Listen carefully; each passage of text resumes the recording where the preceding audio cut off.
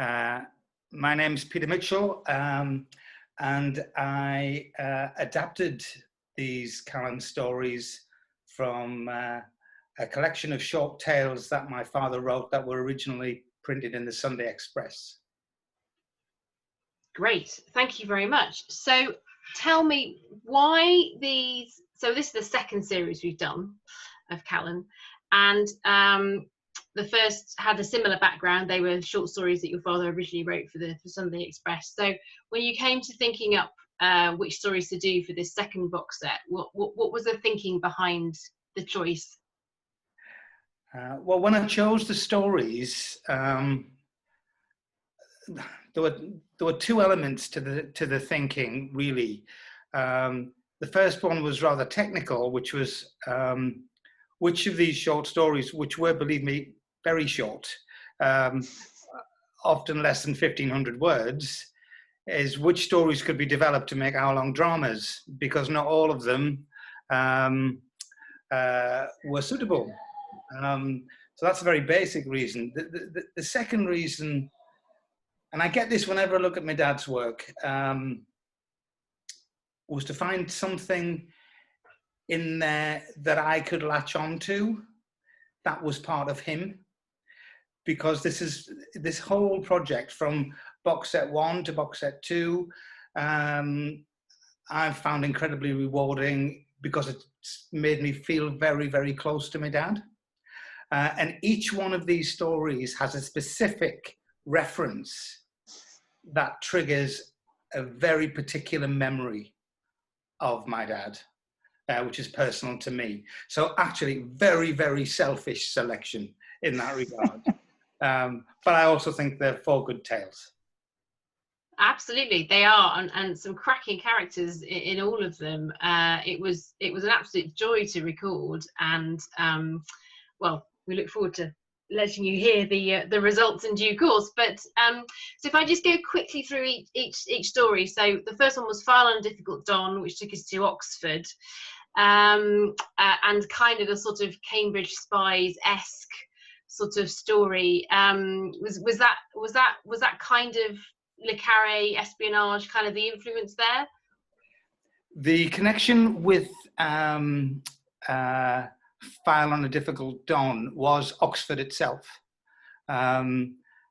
My dad, whose father was a fitter in the shipyards, and very strongly involved in local government, local politics. He was a councillor, so very much involved in left-wing politics. He was a fitter, an engineer, a very working-class guy. Dad was born into a very working-class family. But after the war, he did get the opportunity to study at Oxford. So he did his degree in English literature at St Edmund Hall. So that was the particular memory in that case. And Dad used to tell lots of stories about feeling like a fish out of water as a Tyneside lad, trying to better himself among the dreaming spires, and that was why Difficult Dawn was quite special to me. And I filmed in Oxford for television years and years later, and I love the city, and I think it's a great location, and there's lots to go at there. So that was why A Difficult Dawn was so special to me. Great. Was your father a Ruskin scholar? Is that who took him to Oxford? He was not a Ruskin scholar. My dad was a complete and utter fraud in many ways. He went to Oxford at a time when there weren't a lot of male students around because the war had just finished.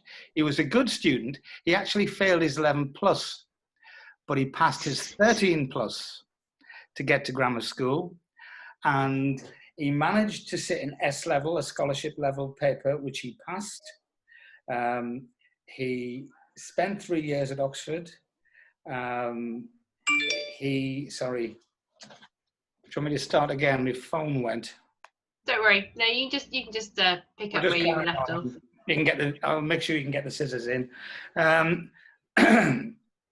he passed an S-level paper, a scholarship level paper to go. And I think he struggled there, to be honest, and not just academically, but he struggled socially. Didn't make a lot of friends. He felt quite alone there. But he did graduate. He got a third-class honours in English literature, which was upgraded to an MA, which you could do for the price of 10 guineas in those days, because it was Oxford, which is equivalent to an MA anywhere else, apparently. Or that's the way it was sold at the time. Very good. Excellent. Very Not good. a lot of people know that, but they do now. Quite. And episode 2 was, gosh, the titles just escaped me. It was about Diana Brown and her son who... Mourning mother. Grieving mother. Mourning mother, that's right. File on a mourning mother. Mourning mother. So what was the... Right. What's the background to that one? Well, the background to Mourning Mother is slightly more esoteric. When Mears and Callan head off to see Diana Brown, before the denouement of this plot, the car that they take from the section is a Jensen. It's actually, in my mind, it's a Jensen Interceptor. And the reason being that in the late 60s, my father did a tour of his hometown for Tyne-Tees Television. They did this series, a biographical series about people who excelled in any particular field, taking them back to their hometown and then getting this nostalgic tour of the town through the subject's eyes. And they gave him, for the purposes of this film, they gave him a Jensen Interceptor to drive around South Shields, which is a very sporty, kind of glamorous type look. And he was dressed all in black for the filming. He looked like a refugee from a milk tray advert. Anyway, anybody who knew my father well would know that his eyesight is terrible. He was a lousy driver, and he bumped this car 3 or 4 times during the making of this documentary. And that is why I chose Mourning Mother, and that's why we used the Interceptor. That's the particular memory there. So again, very personal. It's very much an in thing for me, but it's ways I can kind of envisage him and talk to him, and I think that's very useful because there's a lot of development in these stories from the original print versions, and it kind of helped me to do that, to hear his voice. I can hear him loud and clear if I'm going off track, and I have to pull it back again, because I very much want these stories to remain within that original Callan style and within that culture. And of course, it did lend itself also to my father adored women, and there are very strong female characters in Mourning Mother, especially when she gets her vengeance, and that kind of appealed to me as well. Very good. And so this was quite a family episode for us to record, because we cast Ben Miles's wife, Emily, as Diana Brown. And Lara, who's Sam's partner, was Miss Townley, and my brother played Peter Carteret. So had a very familiar feel to that episode. But yeah, it worked. But I think it worked really nicely. I didn't know that you'd done that, and it sounds lovely. It sounds really, really lovely. And I think the dynamic of the story, that would work really well. Yeah, I think it really did. And just moving on quickly, number 3 was File on the engineer, and Rob Mercer. So that was the one that took us to Spain, and we went to sunny Spain. So and a bit of a gin palace. So what was the thinking behind that one? Well, Elusive Engineer is very much about the Spanish connection. My father adored Spain. He really enjoyed Spanish culture. He really enjoyed certain Spanish products, particularly the Rioja. And while he was at Oxford University one summer, as a student, he went to Spain to teach English as a foreign language. And he learned some Spanish. His Spanish was pretty good. And later on, he actually bought a place over there, not far out of Torremolinos. So he and I together made many a trip to Malaga Airport and spent many days in Spain together, enjoying the food and the wine. So Spain is, very much was a part of his life, and it was where he always went to for solace and breaks. And when he was tired or poorly and getting well, to recuperate, he would often go to Spain, and it was very close to him, and that's why it appealed to me greatly. Great. And finally, episode 4 was Final and Angry American. So we brought the CIA into this one for this episode, and another fantastic, strong female character as well. Tell us a little bit about this story. Final on an Angry American. I think that one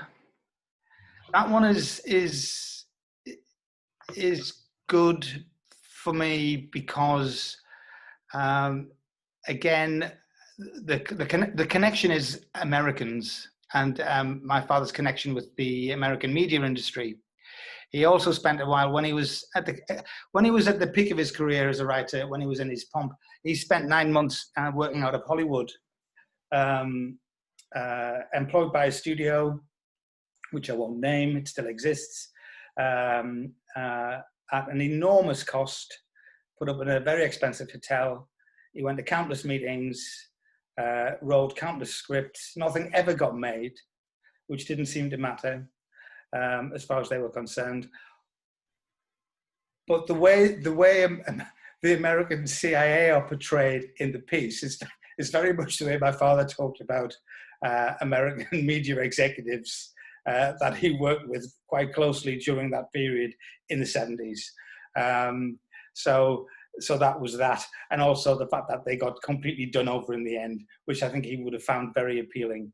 And it was also, it begins and ends with a posh meal in Paris, and which is appreciated by Hunter and Callan, and less so by our American friends.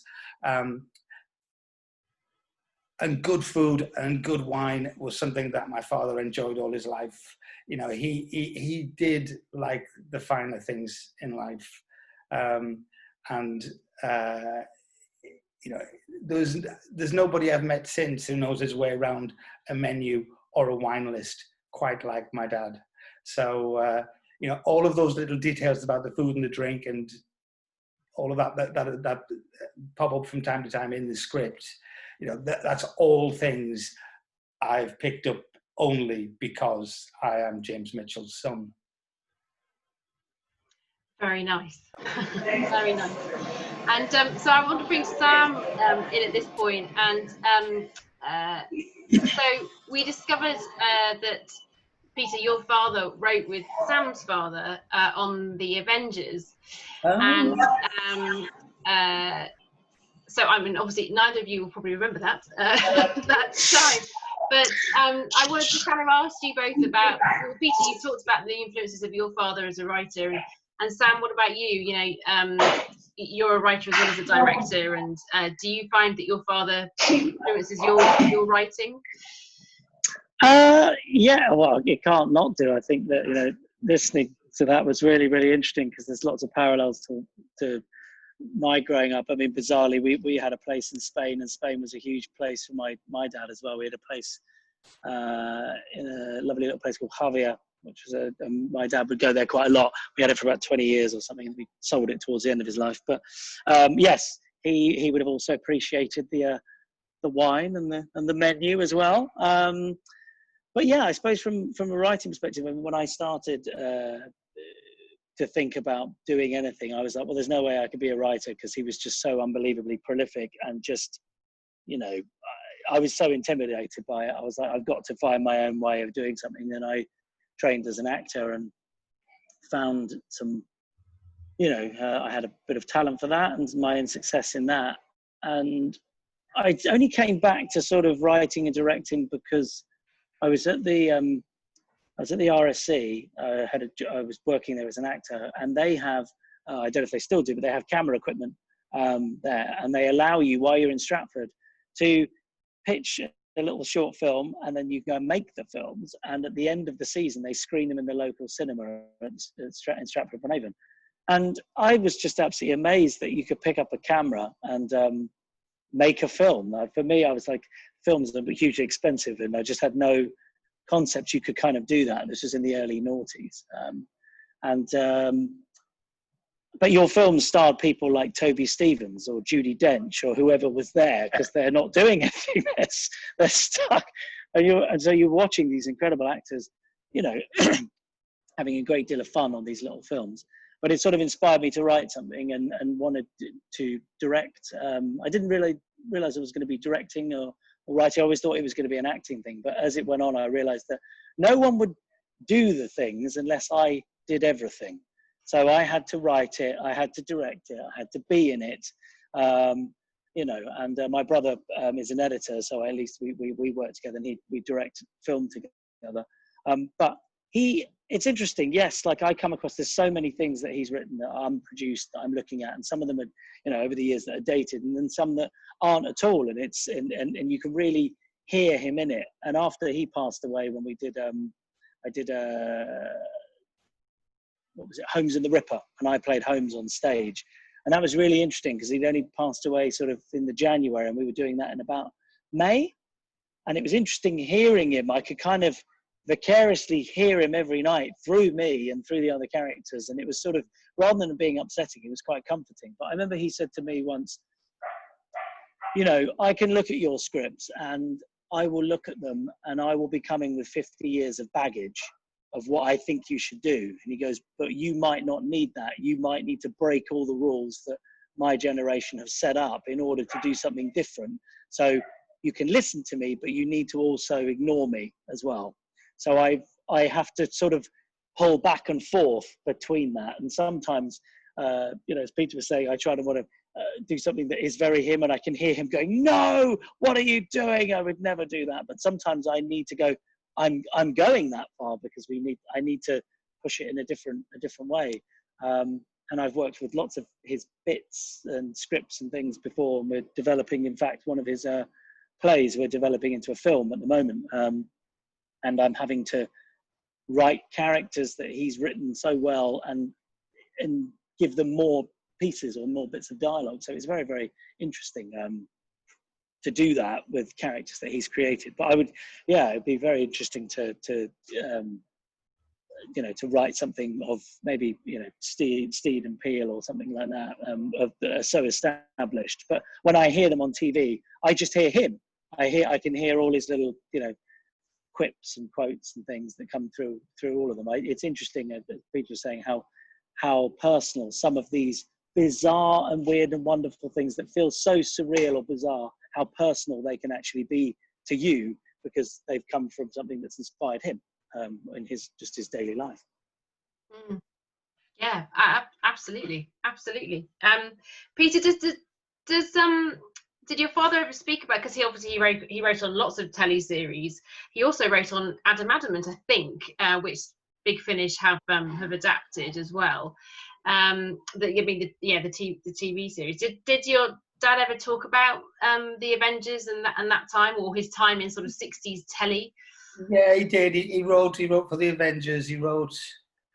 I think he wrote 1 or 2 episodes for The Saint. He did. He did quite a few for a series called The Troubleshooters, which was about the oil industry. So yeah, he did the rounds at the time, and he talked more to me about his later career, really, and I think that's simply because, you know, when he started in television, I was really small. I wasn't born. I wasn't around. Well, I'm afraid I was around. You know, he started doing telly in about 1966, 65, 66, and I would be 6 years old. You know, I didn't even see the first series of Callan. I didn't see. You know, it would have been adjudged to have been far too violent for me. It'd be way beyond my bedtime. I was aware something was being made, and all during that period, from I would say from the late 60s up to 1980. I was born in 59. His career really went kind of stratospheric in the 70s. And again, like Sam was saying, he became extremely prolific because he had Callan, and then he had When the Boat Comes In. But all the time he's writing novels as well. There were 30 or 40 novels, and the odd stage play, and the odd movie thrown in for good measure. You know, it's all. He really kind of engaged me in the mechanics of it. Even as I got older, it would be more stories about the people he met and what they were like, rather than the mechanics of writing. And like Sam, you know, it is intimidating having a father who's a writer. If you're that way inclined yourself, it's massively intimidating. You know, so as opposed to being an actor or a director, the route that Sam's taken, my journey was to become a journalist. You know, so I wrote in. I became a print journalist, and I worked in London for national titles. And then I became a current affairs researcher for TV and got into television that way, and then became a producer and then a TV exec. But on the factual side, my entire career in television was based on my factual experience. You know, the nearest I got to drama, because people who are involved in television drama guard it. They guard their territory extremely jealously. So the nearest I got to that was drama documentary. So even when I became a director of programs, you know, the drama lot was still very special over here. And, you know, you interfered with them at your peril, which I actually believe to be a whole load of nonsense. You know, a story is a story. And whichever medium or route or channel you choose to tell it, you know, is up to you and should be freely available. But it was territory that I felt intimidated to intrude upon,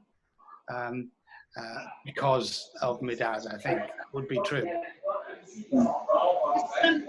Just a final question for you both. Sam, do you have a favourite piece of your dad's or a favourite character, something that you wish you'd thought of? Oh God! I mean, yeah, there's loads. It's really there's loads. I mean, the thing is, he wrote so many things and so many different genres. I mean, he loved murder. He was a real aficionado on murder. Do you know what I mean? He really could tell you everything about every serial killer that has ever existed. He was really, really, really interested in that, and that's why I suppose his series Thriller was quite interesting. And he didn't really like films that were sort of fantasy based, even though he did something like, you know, really the Avengers, which is quite fantasy based, but also things like Captain Kronos Vampire Hunter, or the Golden Voyage of Sinbad, you know, the Ray Harryhausen thing. So he wrote for lots of different things, and Disney and Highlander, and I mean, just enormous amount. It's really interesting that he also went to the States for about the same time, about 9-10 months, to go and write lots of things and wrote lots of spec scripts. He had a few things as well. He was doing a bit of Perry Mason and Father Dowling, I think, when he was out there. But it's quite interesting just how close they are, because I really think there was a little pool of writers at that period that were sort of jumping on each other's pieces. The only thing my dad didn't write for really at the time was either Doctor Who or The Saint, because they were shooting at exactly the same time in the same lot as the Avengers. But there was a whole, you know, the crew of small writers that would all jump between the Champions, or, you know, Adam Adamant, which Dad wrote for as well, Danger Man, you know, and it really was, I think, these writers that came from, you know, children of the war that had an enormous imagination, because all of their imagination was probably put down to reading books and the radio. So they were the first masters of the visual medium, of taking those stories and making them visual. And, you know, when you're thinking about how it could be now, we're doing it in Big Finish, we're going back to an audio. It's so interesting to sort of come back the other way. So I've really gone off on a tangent, but I find it really, when I think of Dad, like, I do think of Steed. I can't not think of Steed and Peel, really. There really are two sides of him. Again, he was a great fan of women and strong women, and really championed, you know, probably the first major emancipated woman on television, and was very proud of that. I do think of the bowler hat, the carnation, and the umbrella, even though he never wore any of those, or anything close to it. I mean, I think the other ones I do, I think his Bodie and Doyle creation is great for the professionals. I think and Cowley, I think they're lovely. But I think there is something so quintessential. You can see, you know, like the Big Finish ones that we did recently, but you can see a silhouette of Steed and Peel, and you know it's the Avengers. And I think to create something purely from a backlit or silhouette version of a character, and people still know today what that is, or have an idea, even if they don't, they know it's quintessentially British, is quite astounding. So I suppose Steed and Peel, really, and I know that was his happiest time generally writing, was during that, because they could do anything they want. So it was a very long-winded answer, I'm sorry. No, it was good. It was great, thank you. And Peter, how about the same to you? Do you have a favourite story or a favourite character of your father's? A favourite character. You know, I have to say, I have a real soft spot for Lonely. I have a massive soft spot for Lonely as a creation. I think he's tremendous. Because, you know, on the one hand, he's an incredibly sad individual, but he's very resourceful, he's very resilient, and he's very, very funny. And he's great to play with, I think. I adore Lonely. You know, in terms of his protagonists, it's interesting. You know, I've been working a lot with Callan much more recently, with some pals, ironically, in the States. And we've been developing an idea there. And with Callan, I think what was not fully explored is perhaps as interesting as what was. I mean, you had this guy that was insubordinate because he was troubled, and he was troubled because he hated doing what he was supremely good at. And he couldn't bear the pain that his work caused. And yet, to a large extent, the impact on him in terms of his mental well-being was never fully explored. Whereas today, I think it would be. I think it very much would be, in more detail. And I think there's more to say about David Callan, and he's pretty special too. Although as a Geordie, you know, I can't really get too far away from Jack Ford in When the Boat Comes In, because that's all anybody from my hometown wants to talk about. You know, that's it. You know, and like Sam, I've adapted a couple of the books for theatre. I've done stage versions of them. And you talk about it, the minute you transfer it to another medium, like Sam was saying, there are many times when I've had to really change characters and really add and not listen to the voice in my head.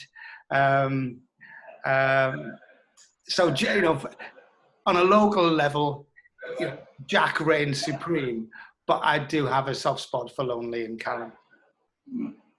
They're great. I mean, I totally agree. Like, having just gone through this with Callan, and like that is absolutely his PTSD of what he's going through and having to do. Like exactly, like if we were going to develop something about of the professionals, that would absolutely be at the heart of, I think, Bodie and Doyle's journey. Is what does it cost to do that job? And the answer is everything. Yeah, and that's a different perspective that we have today, isn't it? That's what we, you know, where I was, you know, I also do some. I've recently done quite a lot of work with a charity that deals with addiction recovery, and you know, talking to veterans and some of the people that work with these veterans, some of the psychologists that work with them who have done a lot of work on PTSD, and saying to them, I remember asking this guy, I said, how many people who are leaving the armed forces who've seen active service do you think will suffer from PTSD? And the answer was all of them. You know, it's as simple as that, all of them, in some form or other. Because we're all affected by our experience and our memory of that experience. And, you know, that is something that now, as people involved in the media looking at a subject like that, you just can't walk away from it now. Whereas I think you could then. That's how much the world has changed. Yeah. Well, it was escapism, wasn't it? We didn't really want to talk about that kind of thing. And the same as people returning from both the world wars as well, you know, it just wasn't talked about. No, it wasn't. But, you know, at the same time, you're selling these things as realistic, gritty drama. Within limits. Within the limits that were acceptable at the time. And I think that's as far as it went, that's what was acceptable at the time. I think you're absolutely right. And it would have been inappropriate to explore further at that point. But the nice thing about Callan, I think, is that it's a grown-up drama, and there are flashes of you see David being, you know, you see the emotion rising, you see him getting angry. Particularly in episode 2 of this series, for example, after he meet Diana Brown, he storms into Hunter's office, and you do see flashes of that, and that's one of the things I like, that there is a reality there, which I really like. Yeah, I think that's true. I think they allow him to go as far as they dare, given those limits. But he's, you know, it's spelled out, and I think Bob did this really quite adeptly. It's spelled out that he is only tolerated to cross that line because he's so damn good at what he does. Yeah. If he wasn't so good, it wouldn't be tolerated. Yeah, absolutely. Thank you very much, gentlemen. That was really super. I have a feeling we can kind of sit here all afternoon and evening and talk about this. I've got to get back to teaching this lot. You have to go back to teaching, yeah. Good. So thank you very much indeed. No, it's been lovely.